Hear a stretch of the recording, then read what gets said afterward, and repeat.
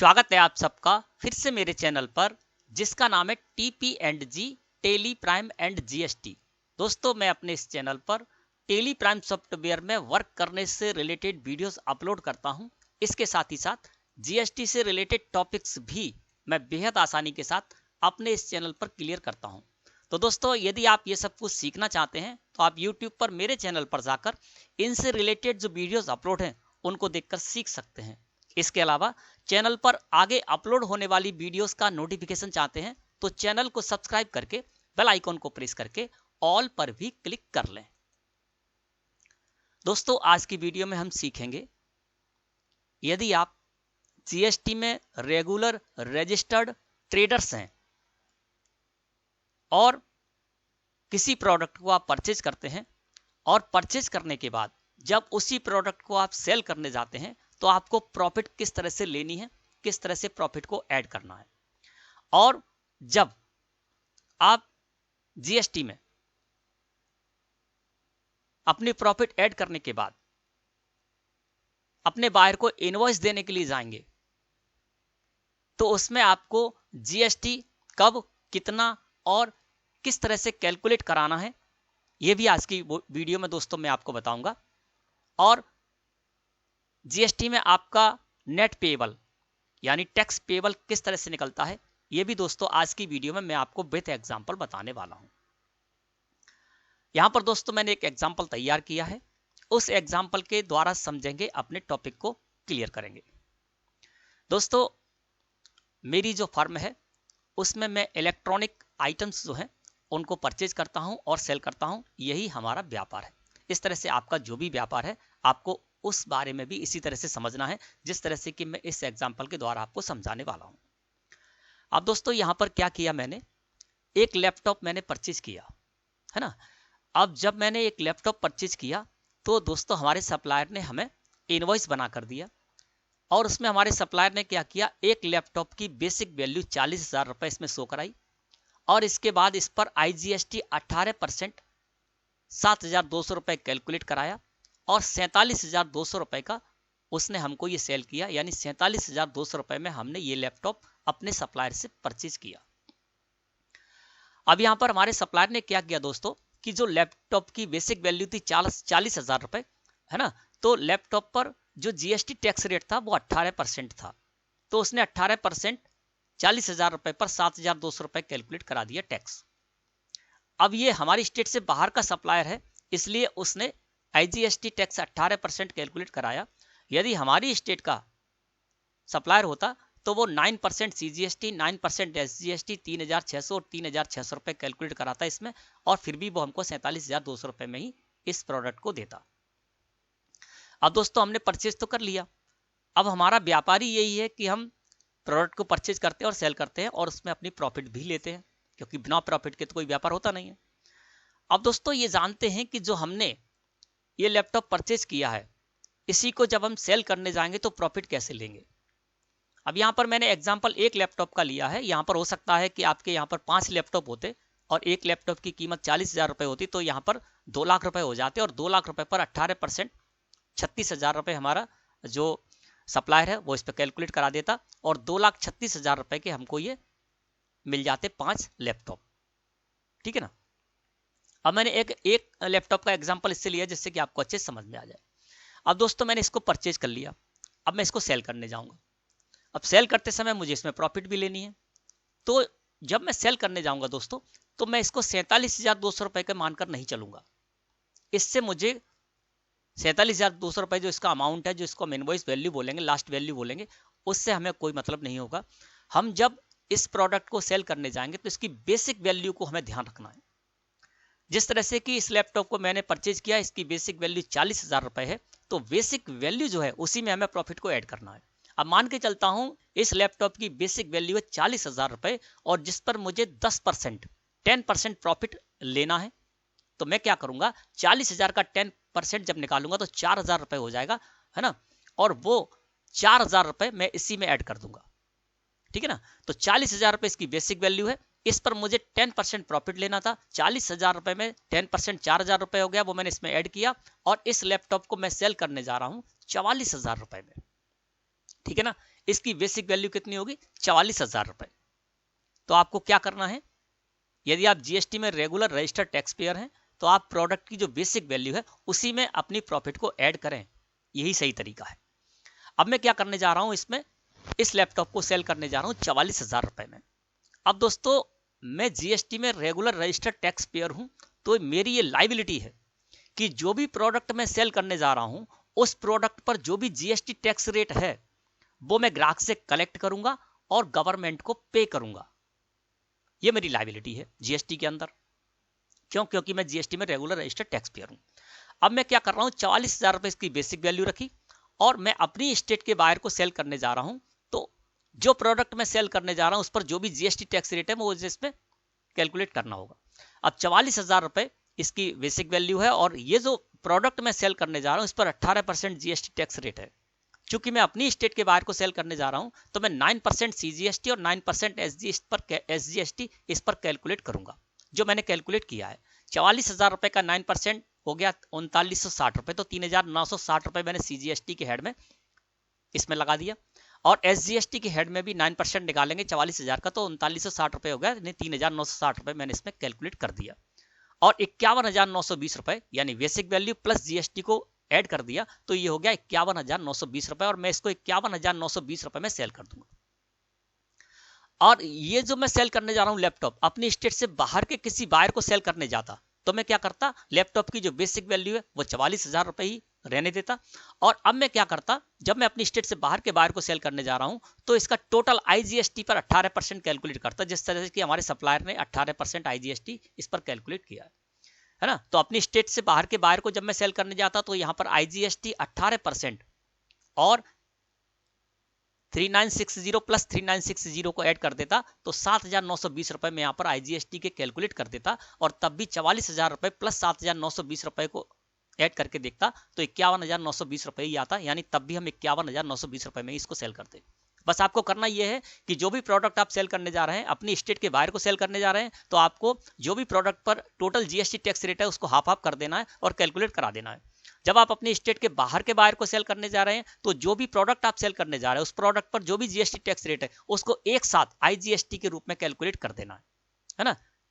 और आपको इस तरह से ग्राहक को इनवॉइस देना है। अब मैंने ये निकाल लिया कि 51,920 रुपए में मुझे इसको सेल करना है, चाहे अपनी स्टेट के बाहर को सेल करूं चाहे अपनी स्टेट से बाहर के बाहर को सेल करूं, कोई फर्क नहीं पड़ता है ना। अपनी स्टेट के बाहर को सेल करूंगा तो हाफ हाफ सीजीएसटी और एसजीएसटी कैलकुलेट कर दूंगा इस पर, और अपनी स्टेट से बाहर के बाहर को सेल करूंगा तो पूरा का पूरा एक साथ जीएसटी टैक्स कैलकुलेट कर दूंगा, जितना भी उस पर जीएसटी टैक्स रेट है जिस प्रोडक्ट को हम सेल करने जा रहे हैं उस पर। ठीक है, अब दोस्तों ये आपको पता चल गया कि प्रॉफिट आपको कैसी लेनी है। यानी जब आप परचेज कर रहे हैं तो आपको जो टोटल इनवॉइस वैल्यू उस पर ध्यान नहीं रखना है, आपको जो बेसिक वैल्यू है उसी पर अपनी प्रॉफिट ऐड कर देनी है और उसके बाद आपको जीएसटी इस तरह से कैलकुलेट करके और उसको सेल कर देना। अब दोस्तों जब आप इसको सेल करने जाएंगे है ना तो दो तरीके से इसकी रेट आपको बतानी पड़ सकती है ना।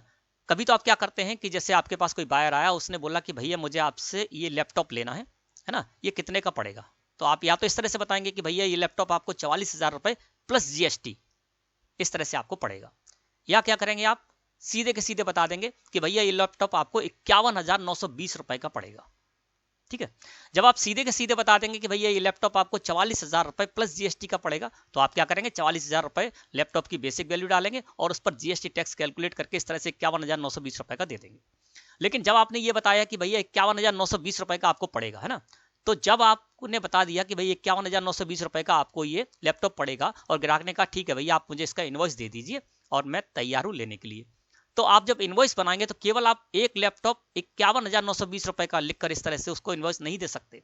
आपको क्या करना होगा कि 51,920 रुपए में लैपटॉप की बेसिक वैल्यू अलग निकालनी होगी और जीएसटी अलग निकालना होगा अमाउंट, और उसको अलग शो कराना होगा, तब आप उसको इनवॉइस देंगे। तो इस स्थिति में जब आपने इस तरह से बताया है कि भैया 51,920 रुपए का आपको पड़ेगा, यानी किसी भी प्रोडक्ट की आप टोटल वैल्यू बता देते ग्राहक को, और बाद में आपको क्या करना होता है इनवॉइस जब आप काटने जाते हैं, इनवॉइस जब उसको देते हैं तो वहां पर आपको बेसिक वैल्यू और टैक्स का अमाउंट अलग करना होता है। तो वो आप किस तरह से करेंगे, एक छोटा सा मैं आपको यहाँ पर फॉर्मूला बता देता हूँ, उसके आधार पर आप ऐसा कर सकते हैं बड़ी आसानी से।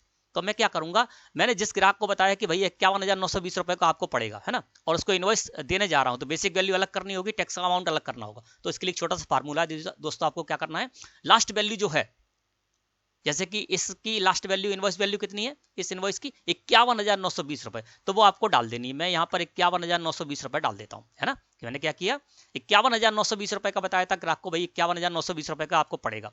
अब इसमें से मुझे बेसिक वैल्यू अलग करनी है, टैक्स अमाउंट अलग करना है, तो आपको क्या करना है, जो लास्ट वैल्यू है वो आपको इस तरह से लिख देनी है, जिस तरह से मैंने यहाँ पर लिख दिया 51,920 रुपए, और आपको अपॉन करना है, भाग देना है इसमें ना, तो अपॉन कर दीजिए। और 1 पॉइंट ये आपको हर बार करना है, यानी जब भी आपको टोटल वैल्यू में से बेसिक वैल्यू अलग करना है, टैक्स का अमाउंट अलग करना है, तो आपको इस तरह से करना है 51,920 रुपए अपॉन 1 पॉइंट, ये आपको हर समय करना है। और इसके बाद आपको ये करना है कि जो भी प्रोडक्ट आप सेल करने जा रहे हैं उस पर जो भी जीएसटी टैक्स रेट है वो आपको डाल देना है। यदि आप 5% का निकाल रहे हैं, है ना, तो आपको 1.05 कर देना है। और इसी प्रोडक्ट पर यदि 12% टैक्स होता तो आप क्या कीजिएगा 1.12 कर दीजिए, 18% है तो 1.18 कर दीजिए, 28% है तो 1.28 कर दीजिए, यानी 1 पॉइंट हमेशा रहेगा, है ना। तो मैंने क्या किया 51,920 रुपए अपॉन 1 पॉइंट और 18 कर दिया, क्योंकि इस पर टोटल जो जीएसटी रेट है वो 18% है, तो टोटल आपको यहाँ पर लिख देना, ठीक है। तो 51,920 रुपए अपॉन 1.18 किया, और जैसे ही मैंने एंटर प्रेस किया तो ये 44,000 रुपए आ गया। अब ये 44,000 रुपए बेसिक वैल्यू आ गई, तो बेसिक वैल्यू की जगह मैं लिख दूंगा 44,000 रुपए। अब मैं अपनी स्टेट के बाहर के किसी बायर को सेल करने जा रहा हूं, तो इनटू करूंगा इस पर 18% है, क्योंकि इस पर 18% निकालना है। तो ये देखिए 7,920 रुपए आ गया, और 44,000 रुपए प्लस 7,920 रुपए कर दूंगा तो ये हो जाएगा 51,920 रुपए, ठीक है। अब दूसरी स्थिति समझते हैं कि बेसिक वैल्यू तो हमने निकाल ली 44,000 रुपए, है ना, और इनटू कर दिया 9%, जब मैं अपनी स्टेट में ही सेल करने जा रहा हूँ, है ना, तो 9% कर दिया, और देखिए 3960 रुपए आ गया। तो मैं क्या करूंगा 44,000 रुपए बेसिक वैल्यू में डाल दूंगा, 3,960 सीजीएसटी के, 3,960 रुपए एसजीएसटी के डाल के, और 51,920 रुपए का इस तरह से इनवॉइस मैं अपने ग्राहक को दे दूंगा, है ना। तो इस तरह से दोस्तों आपको सेल का इनवॉइस जब आप देंगे तो आपकी लायबिलिटी है कि आपको टैक्स अमाउंट अलग शो कराना है और बेसिक वैल्यू अलग शो कराना है। तो इस तरह से आप निकाल सकते हैं। दो स्थिति मैंने दोनों ही आपको बता दी, है ना, किस तरह से आपको सेल्स का इनवॉइस क्रिएट करना है, जनरेट करना है और बायर को देना है। अब दोस्तों यहां पर क्या हुआ कि मैंने आपको बताया था कि यदि आप जीएसटी में रेगुलर रजिस्टर्ड टैक्स पेयर हैं तो ये आपकी लायबिलिटी है कि आप जो भी प्रोडक्ट सेल करने जा रहे हैं उस प्रोडक्ट पर जो भी जीएसटी टैक्स रेट है वो आपको शो कराना है इनवॉइस में, ग्राहक से कलेक्ट करना है और गवर्नमेंट को पे करना है। अब देखिए यहाँ पर 3960 रुपए मैंने सीजीएसटी के हेड में और 3960 रुपए एसजीएसटी के हेड में इसमें शो कराए और ग्राहक से कैलकुलेट किए, ग्राहक से कलेक्ट भी किए मैंने, है ना। तो ये हमारी लायबिलिटी हो जाएगी, गवर्नमेंट को पे करना है। अब दोस्तों यहाँ पर एक सवाल उठना लाजमी है, वो ये है कि 40,000 रुपए का हमने लैपटॉप परचेज किया, 44,000 रुपए इसकी बेसिक वैल्यू रख दी, तो 4,000 रुपए हमने प्रॉफिट ले लिया, ठीक है, प्रॉफिट हमारे पास आ गई। लेकिन यहां पर मैं ये कह रहा हूं कि 3960 रुपए और 3960 रुपए गवर्नमेंट को पे करना है, तो जो 7200 रुपए हम परचेज करते समय देकर आए थे अपने सप्लायर को, उसका क्या होगा? क्यों? क्योंकि मैं ये कह रहा हूं कि सेल करते समय आप जो भी टैक्स कलेक्ट करेंगे ग्राहक से वो आपको गवर्नमेंट को पे करना है। तो इस हिसाब से तो सीजीएसटी के 3,960 रुपए और एसजीएसटी के 3,960 रुपए हमें गवर्नमेंट को पे करने पड़ जाएंगे, तो ये 7,200 रुपए तो हमें मिले नहीं। तो दोस्तों ये भी हमको मिलेंगे। दोस्तों जब हम परचेज करते हैं और परचेज करने पर जो भी हम टैक्स पे करके आते हैं वो दोस्तों जीएसटी में हमारी कहलाती है इनपुट टैक्स क्रेडिट। अब यहाँ पर हमारी इनपुट टैक्स क्रेडिट कितनी होगी 7,200 रुपए, और लायबिलिटी कितनी हो गई 3960 प्लस 3960 रुपए। अब दोस्तों समझते हैं कि किस तरह से ये हमें 7200 रुपए मिलेंगे, है ना। देखिए 40,000 रुपए हमें मिल गए ग्राहक से, 40,000 रुपए की जगह 44,000 रुपए हमने ये ले लिए, तो 4,000 रुपए हमारी प्रॉफिट तो आ गई, है ना। लेकिन 7200 रुपए हमें अभी नहीं मिले, है ना। तो 7200 रुपए में कैसे मिलेंगे, चलिए वो जानते हैं। अब यहाँ पर क्या है दोस्तों कि हमारी लायबिलिटी कितनी हुई सीजीएसटी के हेड में 3,960 रुपए और एसजीएसटी के हेड में भी 3,960 रुपए, इन दोनों को प्लस कर देंगे तो लायबिलिटी हमारी हो जाएगी 7,920 रुपए, है ना। देखिए सेल करते समय हमने जो भी टैक्स ग्राहक से कलेक्ट किया वो हमारी लायबिलिटी है, तो 3960 प्लस 3960 रुपए मिला देंगे तो ये हो जाएंगे 7,920 रुपए, ये होगी दोस्तों हमारी लायबिलिटी। अब जब हमने सेल की तो सेल करते समय ये 7,200 रुपए हमें नहीं मिले थे अभी तक, है ना। तो दोस्तों ये हमको इस तरह से मिलेंगे कि जो हमारी लायबिलिटी बनी है 7920 रुपए, 7,920 रुपए जो कि ग्राहक से हमने जीएसटी के नाम पर कलेक्ट किए हैं, उसमें से इनपुट टैक्स क्रेडिट जो 7200 रुपए है वो हम माइनस कर देंगे। यानी 7,000 हमने क्या किया था कि 44,000 रुपए में लैपटॉप सेल किया, 4,000 रुपए प्रॉफिट ले ली, प्रॉफिट लेने के बाद अब ये 7,200 रुपए जो रह गए थे तो 3960 रुपए हमने सीजीएसटी और एसजीएसटी के ग्राहक से लिए थे, तो 7,920 रुपए हमारे पास टैक्स के नाम पर हमने ग्राहक से ले लिए, और उसमें से जो हम 7200 रुपए देकर आए थे, 7200 रुपए जो पे करके आए थे, उसको इसमें से अपने पास रख लेंगे। तो 7920 रुपए जो हमने ग्राहक से टैक्स के नाम पर लिए थे, उसमें से 7200 रुपए जो हम टैक्स के देकर आए थे वो अपने पास रख लेंगे, और फिर बच जाएंगे 720 रुपए। अब ये जो 720 रुपए बच गए, ये दोस्तों हमारी नेट लायबिलिटी कहलाएगी। ये हमको गवर्नमेंट को पे करना होगा। क्यों पे करना होगा उसको भी समझ लेते हैं। वो ऐसा पे करना होगा दोस्तों क्योंकि 40,000 रुपए इसकी बेसिक वैल्यू थी, 4,000 रुपए हमें इसमें प्रॉफिट लेना था, तो 4,000 रुपए हमारी प्रॉफिट हमारे पास आ गई। जब हम इसको 51,920 रुपए का सेल कर रहे हैं तो 4,000 रुपए हमारी प्रॉफिट हमारे पास आ गई, और 7,200 रुपए जो हम टैक्स के पे करके आए थे, तो ग्राहक से हमने जो 7,920 रुपए कैलकुलेट किए टैक्स के नाम पर, उसमें से 7200 रुपए अपने पास रख लिए। अब जो 720 रुपए बच गए दोस्तों, ये हमारे नहीं है, है ना, ये हमारे नहीं है क्योंकि 4,000 रुपए हमारी प्रॉफिट तो हमें आ गई। अब ये जो 720 रुपए बचे गवर्नमेंट के ही हैं। कैसे हैं कि हमने ग्राहक से जीएसटी के नाम पर कलेक्ट किए थे 7,920 रुपए, जीएसटी के नाम पर 7,920 रुपए ग्राहक से लिए थे। 7,200 रुपए हमने जो टैक्स देकर आए थे वो हमने अपना निकाल लिया। अब जो 720 रुपए बच रहे हैं वो हमारे नहीं है, गवर्नमेंट के हैं, क्योंकि जीएसटी के नाम पर हमने ग्राहक से 720 रुपए एक्स्ट्रा कलेक्ट किए थे, और ये हमें जो है ग्राहक को जो हमने 720 रुपए हैं ये हमको दोस्तों गवर्नमेंट को पे करने होंगे। इस तरह से दोस्तों हमारी लायबिलिटी निकलती है। अब क्या हुआ, अब ये हुआ कि हम जो भी लैपटॉप खरीद कर लेकर आए थे 40,000 रुपए का, तो हमने 44,000 रुपए में इसको सेल कर दिया, 4,000 प्रॉफिट हमारे पास आ गई, 7,200 रुपए हम जीएसटी के नाम पर देकर आए थे वो भी हमारे पास आ गए, और जो 720 रुपए बचे हैं वो हम गवर्नमेंट को दोस्तों पे कर देंगे। तो दोस्तों इस तरह से आप यदि जीएसटी में रेगुलर रजिस्टर्ड हैं तो आपको इस तरह से कोई भी प्रोडक्ट परचेज करने के बाद सेल करना है, प्रॉफिट किस तरह से आपको ऐड करनी है, और प्रॉफिट ऐड करते समय आपको कौन सी वैल्यू देखनी है ना, वो मैंने आपको बता दिया। इसके अलावा जब आप अपनी स्टेट के बायर को सेल करने जाएंगे तब आपको कौन सा टैक्स कैलकुलेट करना है, अपनी स्टेट से बाहर के बायर को सेल करने जाएंगे तब आपको कौन सा टैक्स कैलकुलेट करना है, और उसके बाद आप जो परचेज करने पर टैक्स पे करके आते हैं, किसी भी प्रोडक्ट को आपने परचेज किया, उसको परचेज करने पर जो आप टैक्स पे करके आते हैं वो आपको किस तरह से मिल जाता है, इनपुट टैक्स क्रेडिट आप किस तरह से क्लेम करते हैं, किस तरह से आपकी लायबिलिटी से सेटअप होता है, ये भी मैंने आपको बता दिया। और इसके बाद जो टैक्स बच जाता है 720 रुपए जैसे हमारे केस में बच गया, तो ये नेट लायबिलिटी हो जाती है हमारी दोस्तों, टैक्स पेबल हो जाता है, और ये हमको हर हाल में गवर्नमेंट को पे करना ही होगा। तो दोस्तों मैं समझता हूं कि आज का टॉपिक आपको अच्छे से समझ में आ गया होगा। वीडियो अच्छी लगी हो तो लाइक करें। धन्यवाद।